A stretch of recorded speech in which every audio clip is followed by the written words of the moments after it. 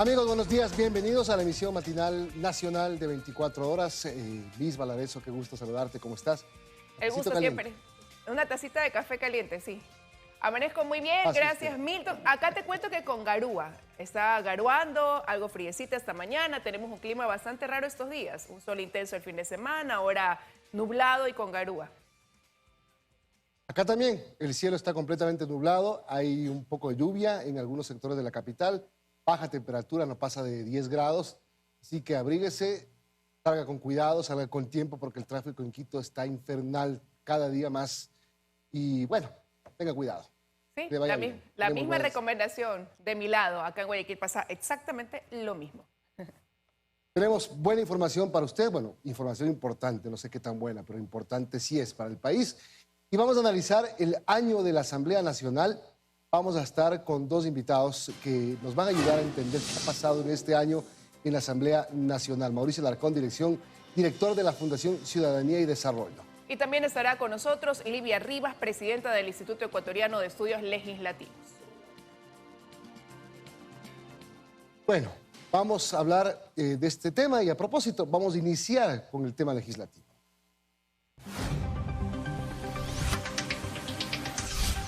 Bueno, empezar contándoles que Guadalupe Llori confirmó que sí asistirá a la audiencia del día viernes, convocada por la comisión ad hoc, donde ella pues tendrá que sustentar esta presentación de pruebas de cargo y de descargo.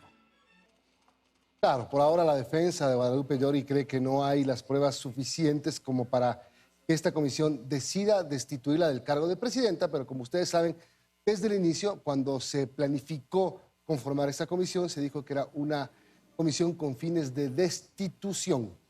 Y eso será este viernes, viernes 20 de mayo, pero ya espera esta comisión la próxima semana, entre el 25 y 26 de mayo, tener listo el informe con la resolución sobre Guadalupe Llori. A ver si es que el siguiente paso es o no la destitución. Y al aceptar acudir a defenderse, a presentar sus pruebas de descargo, Guadalupe Llori entonces está reconociendo la existencia de esta comisión, que en principio no la reconocía y la calificaba de ilegal. Así que así está la situación en esta comisión que camina hacia los 20 días de trabajo. Le quedarán solamente 2 semanas más después del viernes para poder terminar este informe.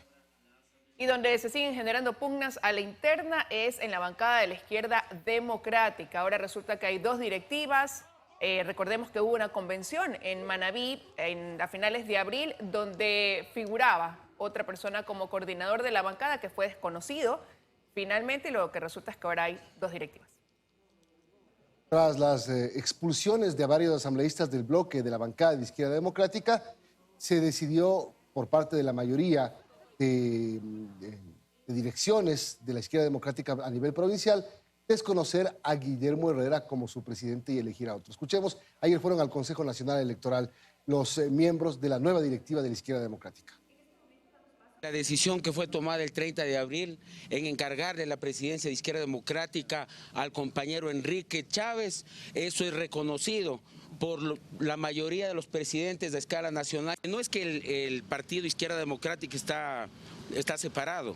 Hay que decir de manera clara, solo hay 2 personajes que han tratado de separar al partido, que es Javier Hervas y Guillermo Herrera. El expresidente Guillermo Herrera, él no reconoce. Son patazos de ahogado que está dando el señor Herrera.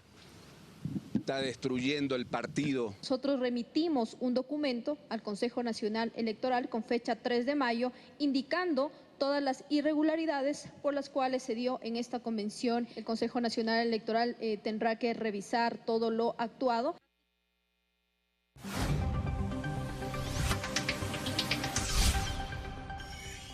Bueno, ayer en un acto inédito, porque por primera vez en mucho tiempo se realiza una ceremonia de posesión conjunta. Mandos militares y mando policial. El presidente Lasso ayer tomó juramento de los nuevos comandantes de ramas y de la Policía Nacional. Sí, hoy el portal de Primicias justamente titulaba su nota respecto a esto, diciendo que Lasso ha cambiado 5 veces las cabezas del Comando Conjunto y de la Policía. Pero durante ese evento de posesión, ese acto protocolar, también Guillermo Lasso dijo que se están reduciendo las muertes violentas y que eso implicaría un buen resultado del estado de excepción. Así es, el presidente Lasso, vamos a escuchar lo que dijo, Y las cabezas militares, le recordamos que son Nelson Proaño, es el nuevo jefe del Comando Conjunto de Fuerzas Armadas, y el general Fausto Salinas es el nuevo comandante general de policía. Escuchemos lo que dijo el presidente Lasso respecto al informe que recibió sobre el estado de excepción. En plena reactivación económica, ya dejamos atrás las mascarillas y todo vuelve a la normalidad. Y ahí están ustedes para dar seguridad al emprendedor, a los negocios, a las familias ecuatorianas. El trabajo que se viene realizando desde la declaratoria de emergencia empieza a dar frutos con la contención de las muertes violentas en el Ecuador. Y en el último día puedo contarles que hemos reducido notablemente el número de muertes violentas. Y aunque nos lleve tiempo y esfuerzo, los caballeros y damas de la paz vamos a enfrentar y vencer a la delincuencia. Pero trabajaremos en fortalecer sistemas de gestión estratégico, administrativo y operativo. Bueno, y el día de ayer, ya en otro tema, contarles que se reunieron las principales autoridades y representantes de la función judicial para realizar una planificación proyectada al 2030, reconociendo también aquellas necesidades que tiene. Sí, están planificando, ahí está mala la sobreimposición, si la podemos quitar, por favor, gracias. Las cabezas de la función judicial, tanto Consejo de la Judicatura, Corte Nacional de Justicia, Fiscalía General del Estado, se reunieron para esta planificación. Y claro, parte un poco de las necesidades de presupuesto que necesitan para poder aumentar la cobertura de fiscales, por ejemplo. Nuevamente se ratificó que hacen falta más o menos 500 fiscales para poder estar a la par de tener una atención de la Fiscalía como se lo requeriría. Escuchemos lo que dijeron algunos de los participantes en esta reunión. Debe existir autonomía económica de la función judicial, sin lo cual no es posible la independencia de los poderes del Estado. Se debería incorporar al menos 577 fiscales con sus respectivos equipos de apoyo de secretarios y asistentes. Como parte de nuestra planificación, en una primera fase estamos adquiriendo 4.531 computadoras y 585 escáneres que serán destinados al personal. Bueno, con eso de aquí, 7 y 8 de la mañana. 12, seguimos con más noticias y mañana es la audiencia de apelación en el Tribunal de Santa Elena. El caso Glass, más de 30 personas asistirán a esta audiencia. Sí, audiencia en la que finalmente se decidirá por parte del Tribunal de Santa Elena si es que mantiene la medida tal y como está, es decir, lo que se le otorgó este habeas corpus a Jorge Glass, y él se mantiene en libertad o si regresa a prisión. Veamos. Será una larga diligencia. La Corte Provincial de Justicia de Santa Elena aceptó la comparecencia de 33 personas en la audiencia de apelación al habeas corpus entregado a favor de Jorge Glass. De ahí que están citados para este miércoles a las 9 de la mañana la fiscal general de la Nación, Diana Salazar, el ex candidato a la vicepresidencia, Andrés Páez. Ellos participarán de forma telemática. Carlos Alvear, quien fue parte del equipo de defensa del expresidente Rafael Correa y de Alexis Mera, y varios grupos simpatizantes a la Revolución Ciudadana. Todos ellos interpusieron un amicus curiae para ser también escuchados dentro del proceso. Nicole Malavé, de las Juventudes Correístas, que fue quien interpuso el habeas corpus para que Jorge Glass salga de prisión, también fue convocada. Por su parte, la Procuraduría General del Estado insistirá en la nulidad del proceso. La institución argumenta que al no haber sido notificados de la audiencia donde se analizaba el habeas corpus, todo lo demás no tiene sustento. En vista de que el SNAI carece de personalidad jurídica propia, corresponde a la Procuraduría ejercer su defensa, de acuerdo con la propia ley orgánica de la Procuraduría General del Estado, acarrea la nulidad de todo lo actuado. Pero además recuerda que el juez Diego Moscoso de la Unidad Judicial Multicompetente de Manglar Alto, aún suspendido, no era competente para tratar el recurso. La Corte podría ordenarla de oficio. No creo que haga falta siquiera ello, porque el tema de la incompetencia del juez y el tema de la nulidad por falta de notificación a la Procuraduría son, a mi modo de ver, suficientemente contundentes. A la audiencia no acudirá el Procurador General del Estado, Íñigo Salvador, tampoco el Director Nacional de Patrocinio, como se indicó días atrás. Según se nos informó, para este caso fueron delegados Juan Manuel Izquierdo, Director Regional Zonal 1 de la Procuraduría, y el abogado de la Procuraduría en Santa Elena. Jorge Glass no tiene la obligación de acudir de forma presencial a la audiencia que se realizará este miércoles a las 9 de la mañana en la sala 7 del segundo piso de la Corte Provincial de Santa Elena. Es decir, que Jorge Glass podrá esperar el fallo que ratifique o revoque su libertad desde cualquier parte del país. Recordemos que por disposición del juez, Jorge Glass no tiene arresto domiciliario y puede circular por cualquier parte del territorio nacional sin restricciones. Joana Ramos, 24 horas. Y una vez que fue revocado el habeas corpus, que facilitó la libertad al ciudadano holandés, la policía busca ahora recapturarlo, pero con bajas expectativas, porque no conocen dónde puede estar. Se enteraron, dicen ellos, tarde de que le había sido dado este habeas corpus. Sí, este ciudadano de nombre Oski Nesdet es requerido por el delito de tráfico de drogas en su país, los Países Bajos. Este ciudadano neerlandés, la policía ha formado un bloque de búsqueda. Como tú dices, Liz, ahora encuéntrenlo. Ese es el problema. Ya salió, y aunque hayan echado abajo la decisión del habeas corpus, y aunque hayan sancionado a la persona que le otorgó, etcétera, ¿dónde estará este neerlandés buscado en su país por tráfico de drogas? Y hay dos cosas relevantes también, Milton. Una, ¿por qué a la policía se le notificó 24 horas después?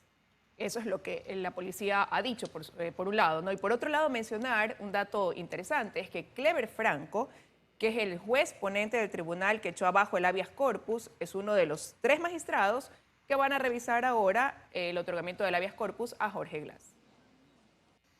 Son las 7 de la mañana con 16 minutos y vamos a cambiar de tema. Sí. Una vez más, se aplaza este tan esperado plan de externalización de las farmacias, lo que permitirá que aquellos usuarios de la red pública puedan obtener sus medicamentos en farmacias privadas.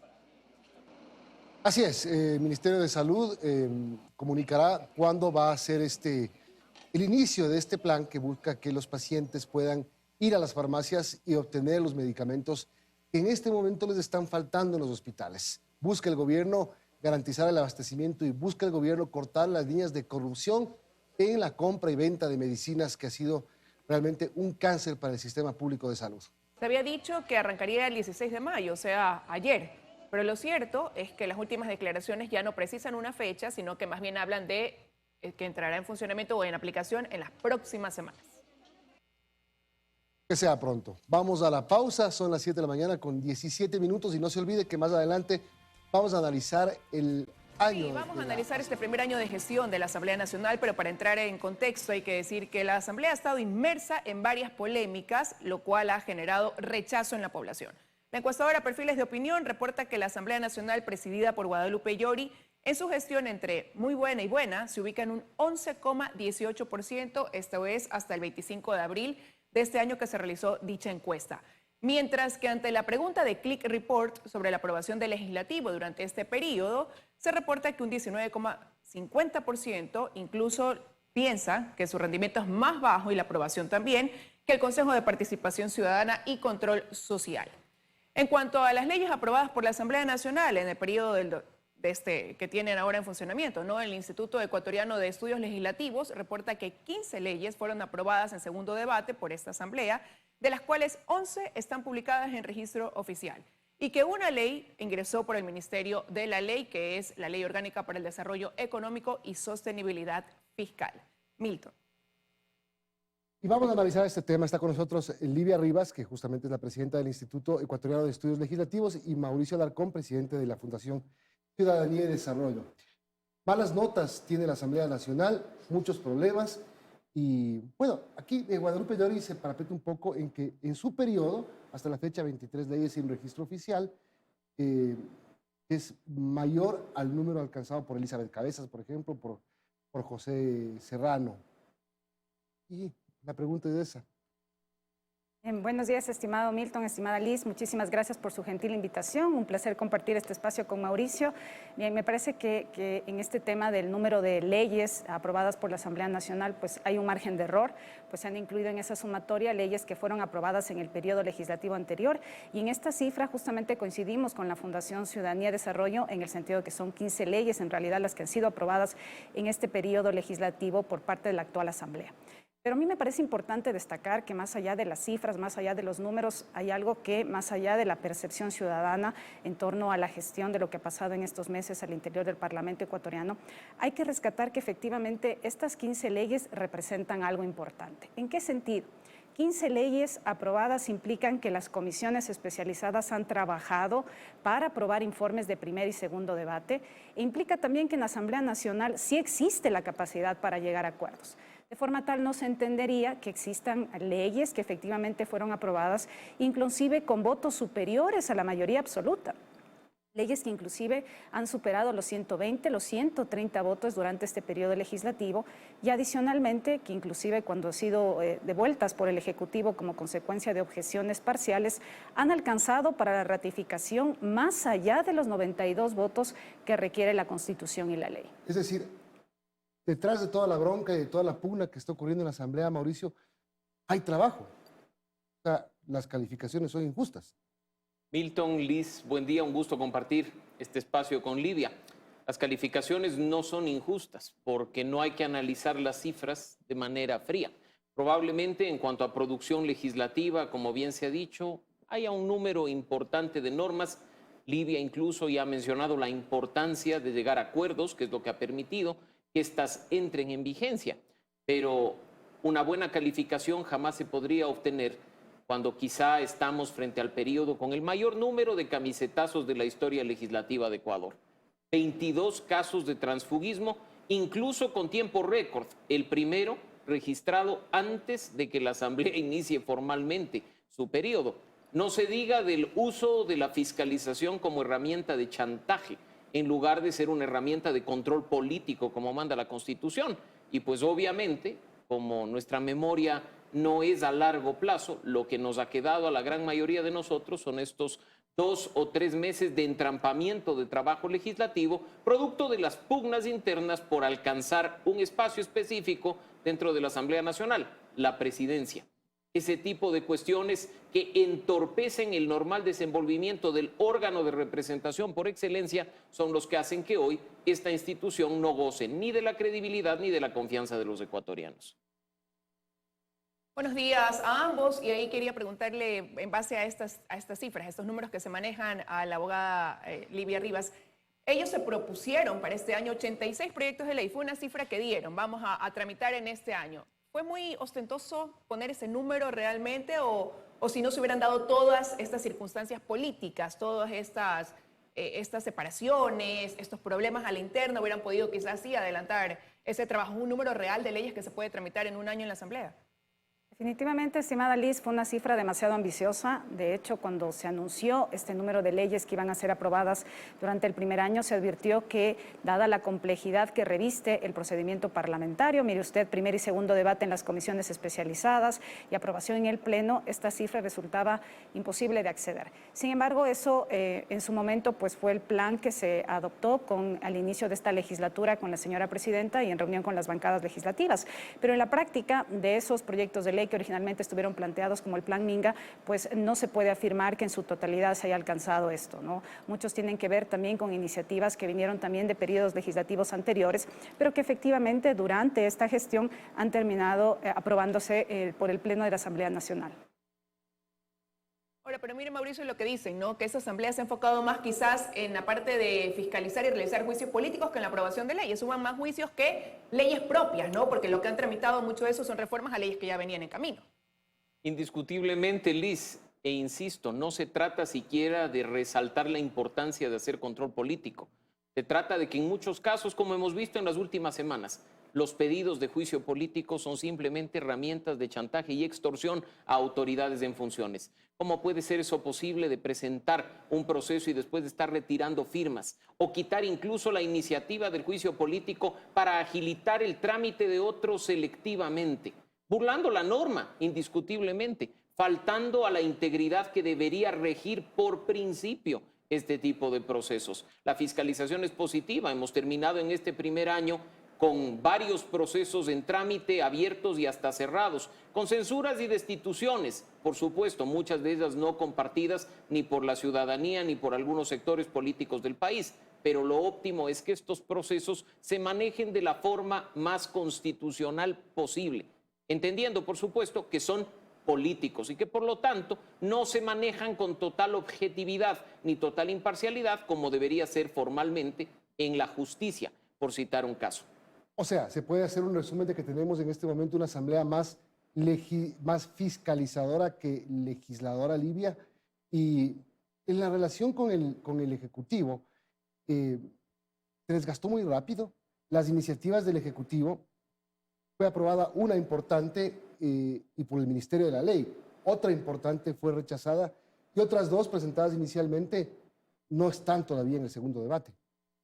Efectivamente, Milton, me parece importante destacar que en un año se ha realizado 5 juicios políticos que han concluido con censura y destitución, lo que en periodos legislativos anteriores pues era en el transcurso de los 4 años donde se iban activando esta figura de los juicios políticos y no en un año efectivamente que se ha dado preponderancia al rol fiscalizador que tiene la Asamblea Nacional y que en todo caso no está mal porque efectivamente es un deber, es una atribución que tienen los legisladores y que lo que buscan efectivamente es que las autoridades cumplan con esas funciones de atribuciones que se les ha encomendado.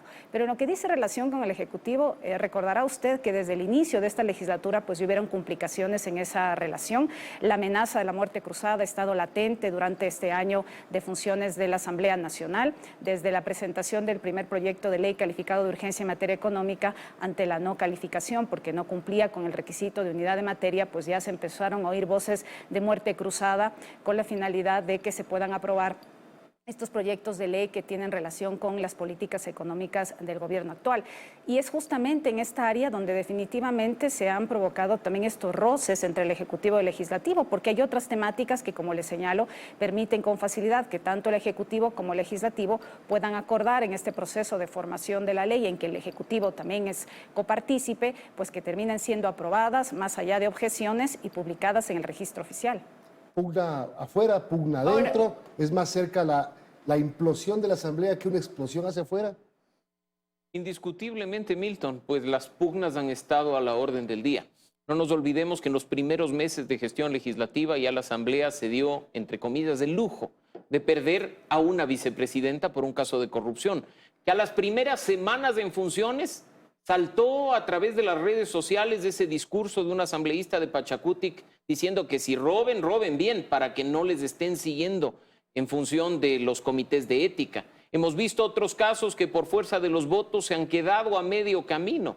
Una asamblea en la que además, como mencioné hace un momento, el transfugismo ha estado a la orden del día, donde el CAL tiene presencia de bancadas que no lo son más, donde siquiera una de ellas ya no tiene los requisitos o ya no cumple con los requisitos establecidos en la ley para tener presencia en el Consejo de Administración del Legislativo. Este chiste con el que se toma la representación por parte de los legisladores, vulnerando sus propuestas de campaña, siendo poco coherentes con los principios de la organización política que auspician, son los que también afectan esa credibilidad y esa confianza que hoy por hoy está por los suelos. Así es que hay mucho trabajo por hacer en el nuevo periodo legislativo, que no pasa ni por aprobar más leyes ni por fiscalizar más, sino por poner a cada legislador en el lugar que corresponde y hacer un trabajo íntegro, ético y honesto. Pero y ahí, Mauricio, ¿cómo se proyecta, ¿no?, ese trabajo a realizar en este segundo año de gestión cuando usted lo ha señalado? Bancadas divididas, bancadas que en su inicio, por ejemplo, el BAN representaba a 5 partidos políticos, hoy solamente 2. Una izquierda democrática que está fragmentada en pugna permanente. Pachacutic con asambleístas que decidieron ser separados, ahora independientes.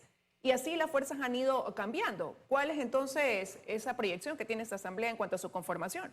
No hay que perder de vista, Liz, además, que en los próximos meses un considerable número de legisladores abandonará sus curules para optar por un cargo de elección popular. Ya están promocionando su figura para una prefectura o una alcaldía, con lo cual incluso para este segundo año de gestión veremos una renovación de cuadros al interior de la Asamblea. Y veremos que usaron a la Asamblea Nacional como trampolín político también. Es altamente probable, no es algo nuevo, ha sucedido, sí, claro, Milton, a lo largo de la historia. Pero además hay que tener en consideración que hay un proceso en marcha para evaluar la gestión de la presidenta de la Asamblea, que va a habilitar la reconfiguración del CAL. No me refiero a que cambien sus 7 integrantes en este caso, sino que al producirse una vacante en una vicepresidencia de la Asamblea, habrá que elegir un nuevo vicepresidente o vicepresidenta, e incluso si se detecta que ya no hay bancada formal que ocupe un espacio en el CAL, debería retirarse.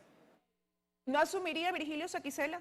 Por supuesto, pero queda vacante esa vicepresidencia, Liz. Entonces hay que designar un nuevo vicepresidente de la Asamblea. Acá opera la sucesión únicamente en el caso del primer vicepresidente hacia la presidencia. No es que todos suben un puestito como se acostumbra en otros espacios. En este caso hay que designar un nuevo vicepresidente o vicepresidenta y, como he mencionado, es posible que, por ejemplo, se evalúe si quienes están en representación de bancadas aún pertenecen a las mismas o incluso si son formalmente bancadas para tener representación. Ahora, pero Livia, ¿cómo eso influye en ese trabajo que sigue quedando como un pendiente en la Asamblea, por ejemplo, y también cómo se ha ido manejando? Porque hay proyectos como las reformas a la Ley de Libertad de Expresión o a la Ley de Educación Superior, que fueron las primeras en ser presentadas en la Asamblea y que siguen estando ahí, hechas a un lado. Y complemento el tema, Liz, porque hay leyes que aparentemente son mucho más urgentes y necesarias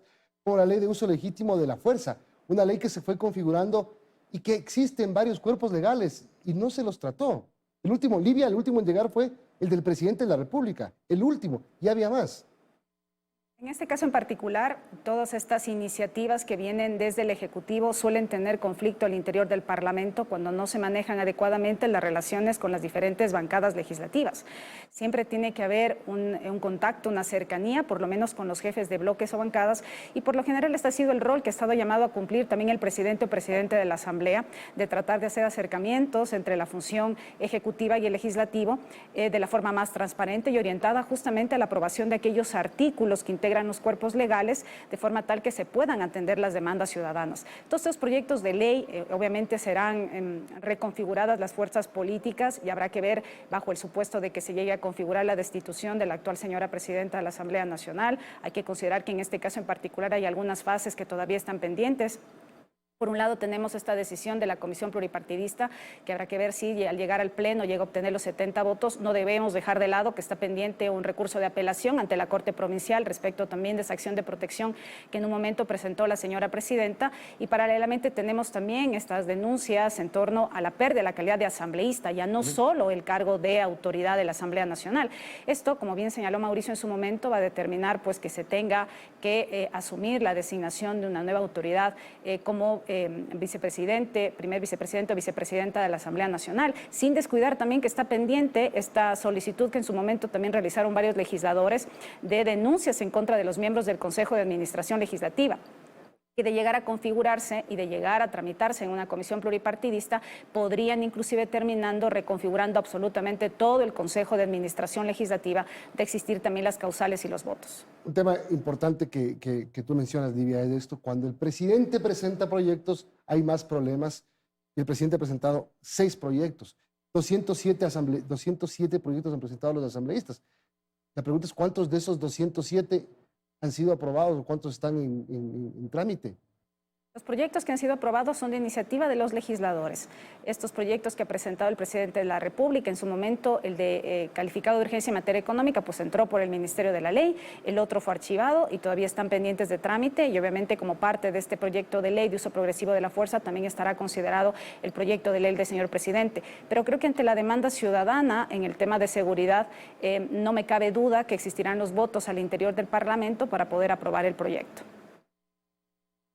Tenemos que hacer una pausa en este análisis del primer año de gestión de la Asamblea Nacional, pero enseguida regresamos con más.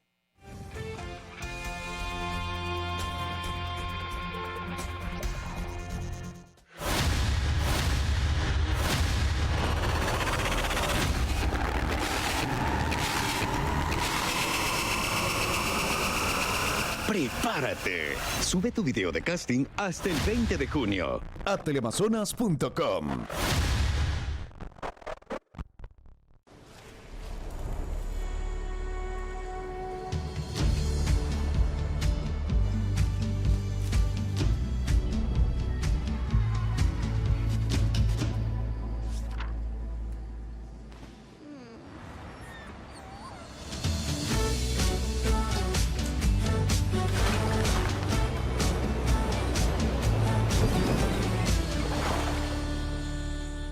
Produbanco, en pro de ti. En este regreso a clases, acompáñalo con Pediasure, que contiene los 5 grupos de nutrientes que mejoran su estado nutricional y así fortalece sus defensas. Con Pediasure, ayúdalo a llegar más alto y protegido. Para que tu ahorro también crezca, ahora Pediasure a un precio especial. Encuéntralo en tu punto de venta favorito. Comer muy rico, es lo que me gusta a mí. Con la familia, siempre juntos compartir. Hoy es un momento feliz, podemos celebrarlo con Piggy's. Simplemente delicioso. Aprendimos a ser resilientes, a que no avanzar era retroceder. Aprovechando el distanciamiento social, actualizamos toda nuestra tecnología educativa, obtuvimos nuevos convenios internacionales y desarrollamos nuevas carreras. Continuando con nuestro compromiso con los jóvenes y el desarrollo del país, hemos creado el más importante plan de becas y financiamiento sin intereses de nuestra historia. Si sus sueños no tienen límites, los nuestros tampoco. Elige el camino del éxito. Elige UES. Un hombre molesto por su alergia al polen, con Degraler, es un hombre seguro de sí. Una mujer angustiada por su alergia a las mascotas, con Degraler, es una mujer empoderada. Una niña limitada en sus juegos, con Degraler, sus mágicos peluches son sus mejores amigos. Una familia molesta por la humedad de su casa, con Degraler sienten la vida de otra manera. Si las alergias te limitan, que no cambie tu historia con Degraler, con la calidad y confianza de Bagó. Prepárate para el presente en el ISTE, Tecnológico Superior Universitario España, en donde aprendes haciendo y estás listo para trabajar en una entidad pública y privada. Tecnológico Superior Universitario España, ISTE, con la mejor infraestructura tecnológica de Sudamérica. 39 años de servicio, docentes de excelencia. Modalidades: presencial, semipresencial y a distancia. Y a distancia en línea, obtén tu título de tercer nivel. Y próximamente, maestrías de cuarto nivel. Informes a nivel nacional. Matrículas abiertas. Tu bebé necesita DHA y hierro todos los días para apoyar su desarrollo mental. Y lo puede encontrar aquí, o aquí, o aquí, o en Enfagrow. Contiene los niveles más altos de DHA, hierro y es la única con MFGM. Prueba Enfagrow Promental. Ayúdalo a impulsar su inteligencia. Hoy, Mahur enfrenta su pasado. Nada justifica lo que hizo. Y pese a su corazón, el golpe será muy fuerte. El hombre que me abandonó en el patio de la mezquita. Yo lo fui a buscar y lo traje hasta acá. Juntos por siempre. Hoy, 11:30 de la noche.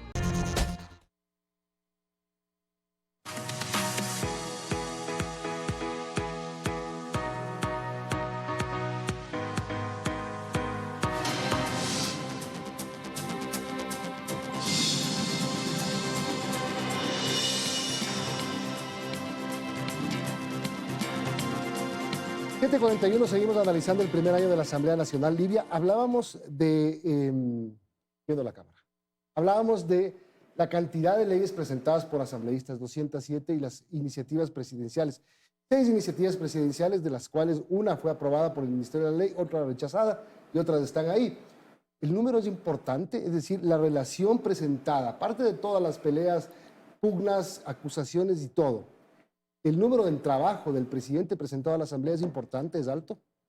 No, hay que considerar que el presidente de la República, de conformidad con sus atribuciones previstas en la Constitución y la ley, para el ejercicio de todas estas no requiere necesariamente de una ley.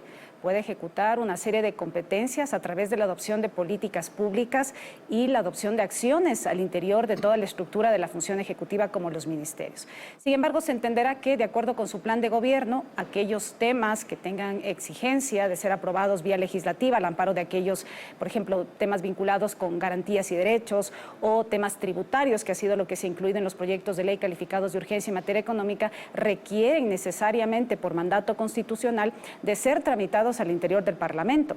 Y es justamente en estas temáticas donde hemos encontrado los roces durante esta gestión.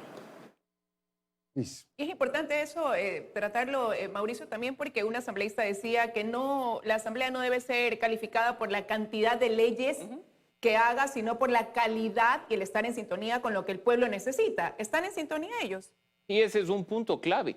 No se trata de simplemente hacer normas, más aún cuando quienes ejercemos el derecho, o incluso el presidente de la República que recogió ese punto en su plan de gobierno, estamos plenamente conscientes de la telaraña normativa que nos gobierna, con normas hasta contradictorias entre sí, porque en la Asamblea se legisla muchas veces con total y absoluto desconocimiento de lo que se está normando.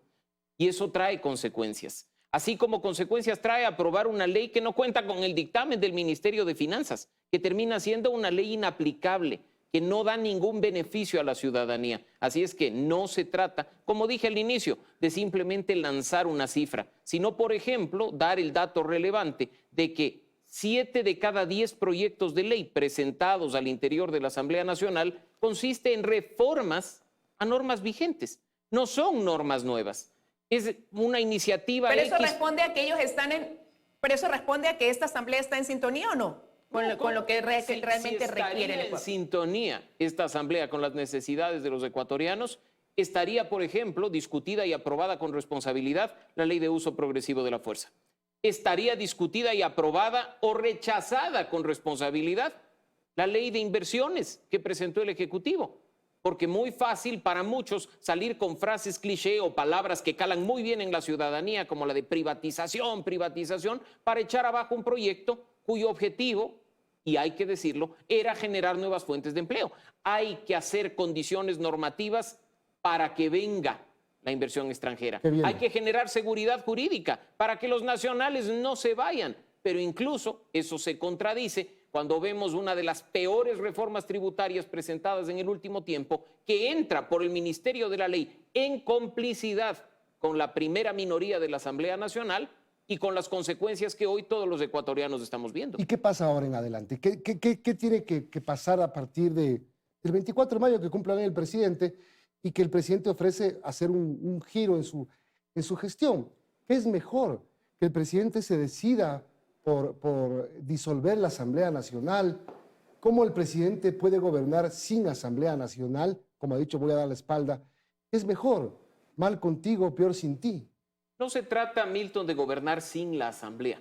Pero en febrero del año pasado, cuando se confirmó el paso a segunda vuelta, Guillermo Lasso sabía que tenía apenas 12 legisladores, que ni siquiera, creo, podía formar una bancada por cuenta propia.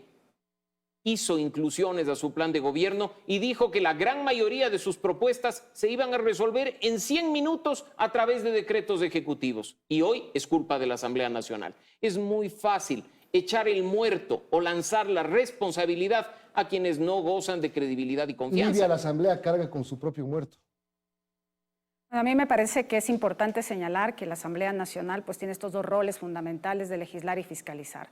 Sin embargo, los legisladores al momento de presentar sus iniciativas pues tienen unas limitaciones que establece la propia Constitución. No pueden presentar proyectos de ley que creen, modifiquen o extingan impuestos o aumenten el gasto público o modifiquen la división político-administrativa del país.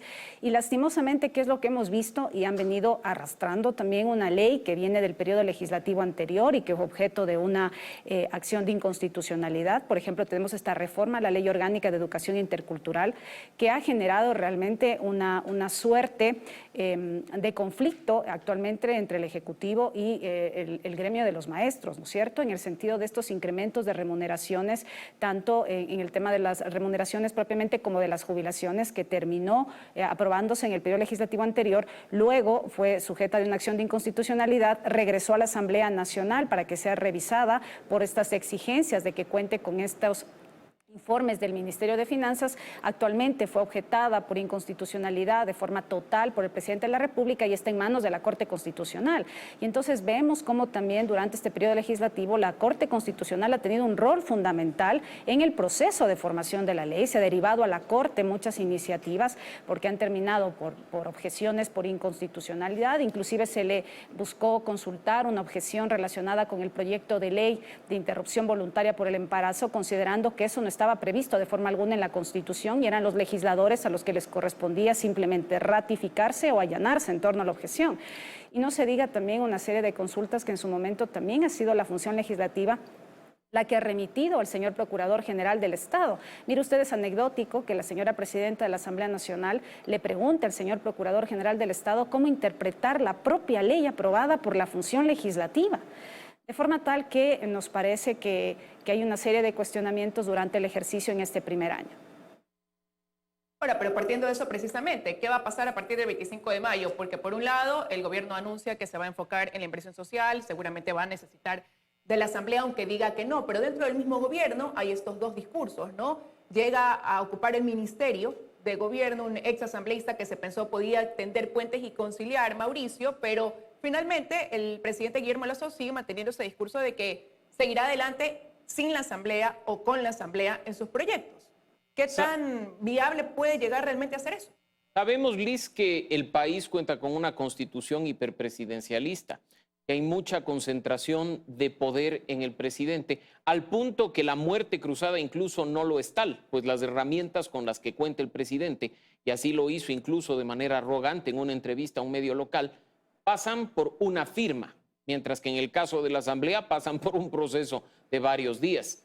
Estamos hablando que no hay balance, que más se concentra en el Ejecutivo atribuciones y competencias, incluso por encima de aquellas que habitualmente tiene un presidente de la República. Sin embargo, en la práctica hay otras tantas que no pueden simplemente hacerse por la vía del presidente y que demandan de una Asamblea Nacional. Ese discurso contradictorio que tú has mencionado al interior del Ejecutivo, que un día rechazan a la Asamblea y al otro buscan acercamientos, que algún día dicen que pues van a gobernar directamente por decreto ejecutivo y al otro les convocan a los jefes de bancada al Palacio de Gobierno, es una evidencia de que no hay conocimiento de qué es lo que se tiene que hacer para solucionar los problemas del país. Ahora, un año después de haberlos elegido a los asambleístas, podemos decir que este sistema de elección, y me voy más atrás, ¿no?, a la reforma a la ley al Código de la Democracia, de esta elección de una sola lista, ¿nos hizo bien? ¿Le hizo bien al país? ¿O elegimos lo que se cruzó? ¿O es tiempo de pensar en una reforma que, por ejemplo, permita la elección de asambleístas en segunda vuelta? Livia. A mí me parece que hay que destacar que como resultado de las reformas del Código de la Democracia en el periodo legislativo anterior, justamente como usted señala, estimado Milton, pues se cambió el método de asignación de escaños y la forma de votación. Pasamos de votar entre listas de forma tal que los ciudadanos ejercíamos este derecho a buscar de entre quienes estaban candidatos en las listas electorales a nuestro candidato o candidata que considerábamos tenía los mejores perfiles para formar parte de la Asamblea Nacional, a pasar a un método por el cual son los partidos y los movimientos políticos los que arman las listas de entre sus militantes, simpatizantes o adherentes. De forma tal que la responsabilidad de la integración desde la aprobación de esa reforma de la función legislativa es de exclusiva responsabilidad de los partidos y movimientos políticos, porque son ellos los que determinan quiénes encabezan las listas, los hombres y las mujeres que encabezan las mismas, de forma tal que es dentro de esas agrupaciones políticas donde se deberían haber escogido los mejores perfiles para integrar el Parlamento ecuatoriano. Personalmente, yo esperaría que en algún momento se revise y se permita nuevamente a votar entre listas. Precisamente Mauricio ya señalaba momentos antes, Milton, que hay candidatos dentro de los que ahora son asambleístas, que seguramente estarán en las próximas elecciones, ¿no? Y ahí es importante también mencionar, porque la memoria suele ser corta, también analizar cómo ha sido la participación quizás de ellos, de este grupo de asambleístas, en cuanto a asistir, no asistir, proponer dentro de la asamblea. Y no solo eso, Liz. Acaban de mencionar acertadamente que la raíz del problema son las organizaciones políticas. Mira que hemos llegado al extremo de que un partido con fuerte presencia en la asamblea diga que asume el error porque no consideraron que iban a ganar un escaño en X, Y, Z provincia, entonces pusieron a cualquiera a encabezar la candidatura.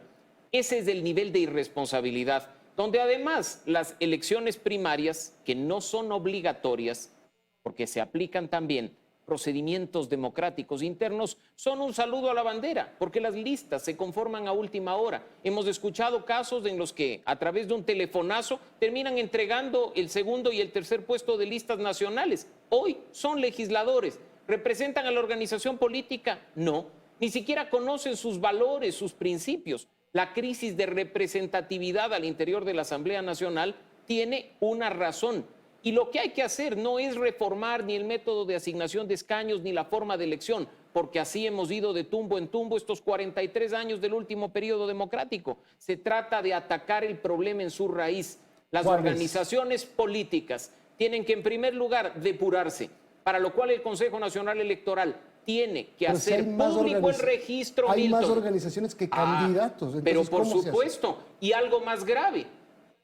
Organizaciones políticas que se registran con 200,000 afiliados lanzan candidato a la presidencia y obtienen 25,000 votos.